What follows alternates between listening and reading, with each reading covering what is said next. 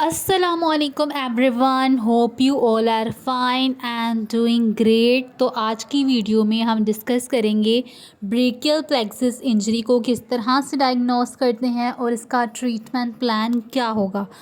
सबसे पहले जो है हमारे पास डायग्नोसिस टेस्ट आता है, उसको कहते हैं हम एक्सरेज कहते हैं। एक्सरेज में क्या होता है, हम रूल आउट कर लेते हैं रेडिएशन के थ्रू कि कोई बोन फ्रैक्चर तो नहीं है। बोन फ्रैक्चर नेक में भी हो सकता है, चेस्ट में भी हो सकता है, शोल्डर में भी हो सकता है और आर्म में भी हो सकता है। और एक्सरेज के थ्रू जो है हम रूल आउट कर लेते हैं कि उसको कोई ब्रेकियल प्लेक्सिस इंजरी तो नहीं है। नेक्स्ट जो हमारे पास डायग्नोस्टिक टेस्ट आता है, हम उसको कहते हैं सीटी स्कैन या कंप्यूटर टोमोग्राफी। ये एक ऐसा डायग्नोस्टिक टेस्ट है जिसमें हमारे जो इनसाइड बॉडी के स्ट्रक्चर्स हैं ना, वो शो होते हैं किसके थ्रू, इमेजेस के थ्रू। अब जो है हम डाई इंजेक्शन जो है अपनी स्पाइनल नर्व्स के अराउंड जो वह इंजेक्शन लगाते हैं, जिससे जो है हमें क्या डिटेक्ट होता है कि स्पाइनल नर्व की कोई एवल्यूशन इंजरी तो नहीं है या कोई ब्रेकियल प्लेक्सिस की इंजरी तो नहीं है। तो वो हम रूल आउट कर सकते हैं कंप्यूटेड टोमोग्राफी से। फिर फर्दर हमारे पास एक और टेस्ट आता है जिससे हम डायग्नोस्ट कर सकते हैं ब्रेकियल प्लेक्सिस की इंजरी को, उसको कहते हैं इलेक्ट्रो डायग्नोस्टिक एग्जामिनेशन। अच्छा जी, इसमें क्या होता है नर्व कंडक्शन स्टडीज़ भी होती हैं। अब नर्व कंडक्शन स्टडीज़ क्या होती हैं, हमारे नर्व को और मसल को सिग्नल्स दे रही होती हैं। अब हमने इसमें क्या डायग्नोस करना है, ब्रेकियल प्लेक्सिस को इंजरी को, और हमने उसकी लोकेशन फाइंड आउट करनी है कि नर्व की इंजरी जो है कहाँ पे हुई हुई है। ठीक है, और उसके बाद ये हमें हेल्प करता है किसमें, असेस करने में, रेट ऑफ नर्व की रिकवरी को हेल्प करने में।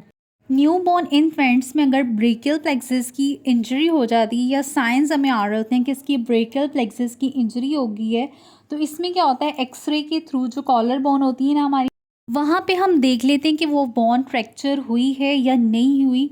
तो ये भी हम इलेक्ट्रो डायग्नोस्टिक एग्जामिनेशन के अंदर जो है रूल आउट कर लेते हैं। अब अगर नियोनेटल में ब्रेकियल प्लेक्सिस इंजरी हो जाती है तो हम उस कंडीशन को कहते हैं सूडो पैरालिसिस। अच्छा जी, ये ऐसे इन्फेंट्स में फ्रैक्चर हो जाता है कि उनकी जो आर्म है ना वो मूव ही नहीं कर रही होती। क्यों, किसकी वजह से नहीं मूव कर रही होती, एक तो पेन की वजह से नहीं मूव कर रही होती, और दूसरी वजह क्या होती है कि उसमें जो है नर्व डैमेज हो जाती है, जिसकी वजह से नियोनेटल ब्रेकियल प्लेक्सिस इंजरी हो जाती है। Now move towards management and treatment of brachial plexus.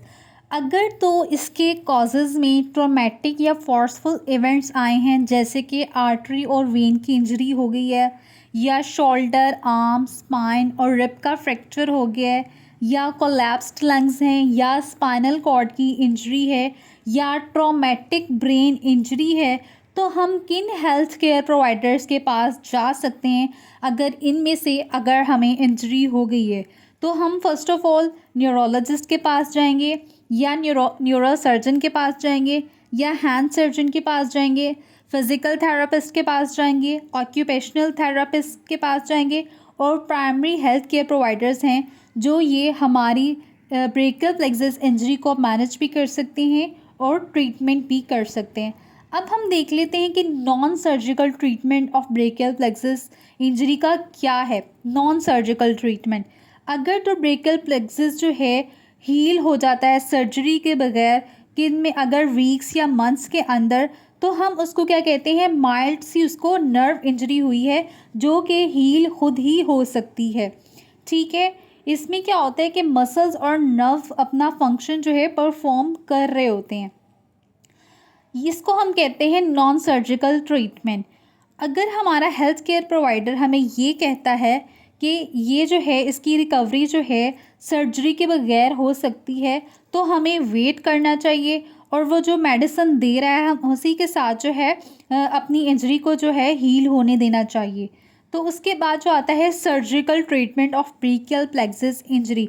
अगर तो हमारा हेल्थ केयर प्रोवाइडर जो डॉक्टर है वो हमें रिकमेंड कर देता है कि सर्जिकल ट्रीटमेंट ही होगा ब्रेकियल प्लेक्सिस इंजरी का, तो हमें जो है उसमें क्या करना चाहिए, नर्व्स जो हैं वो खुद ही हील नहीं होती, तो इसके लिए क्या होती है, जो है उसके फंक्शन को रीस्टोर, अपने आर्म के फंक्शन को और हैंड को रीस्टोर करवाने के लिए सर्जिकल मैनेजमेंट ही लेनी पड़ती है।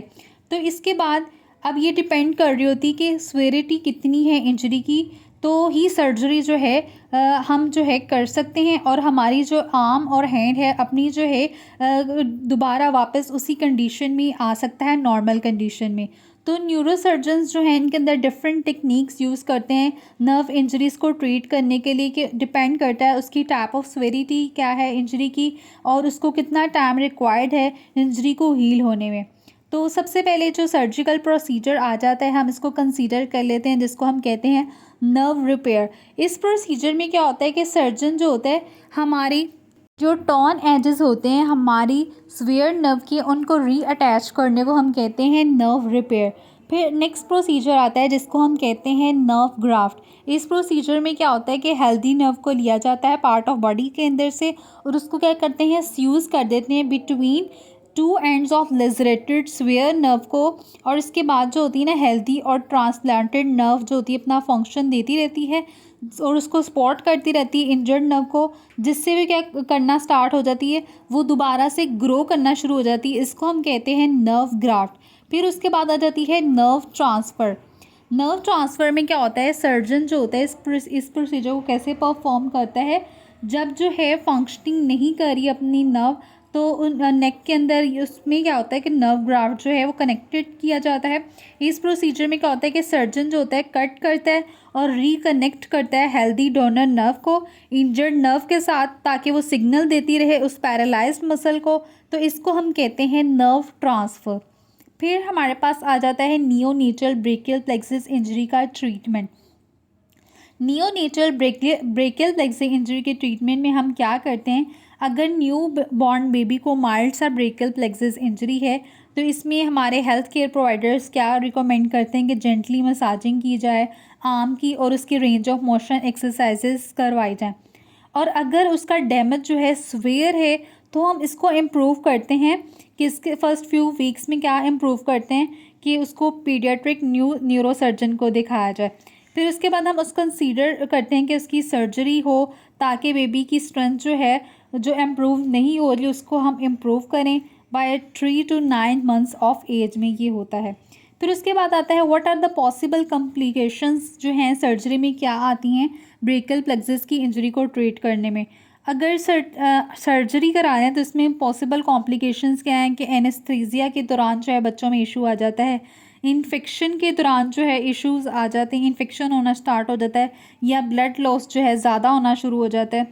और उसके बाद प्री एग्जिस्टिंग मेडिकल कंडीशंस कुछ आ जाती हैं जिसमें फैक्टर्स आ जाते हैं कि क्रॉनिक पेन होना शुरू हो जाती है, ब्लड क्लॉट्स होते हैं, हार्ट अटैक होता है, स्ट्रोक होता है। तो ये थी आज की वीडियो। आई होप कि आपको आज की वीडियो बहुत इन्फॉर्मेटिव लगी होगी। मज़ीद हेल्थ रिलेटेड इन्फॉर्मेटिव वीडियोज़ के लिए मेरे चैनल को सब्सक्राइब करें। मिलते हैं नेक्स्ट वीडियो में, तब तक के लिए अल्लाह हाफ़िज़।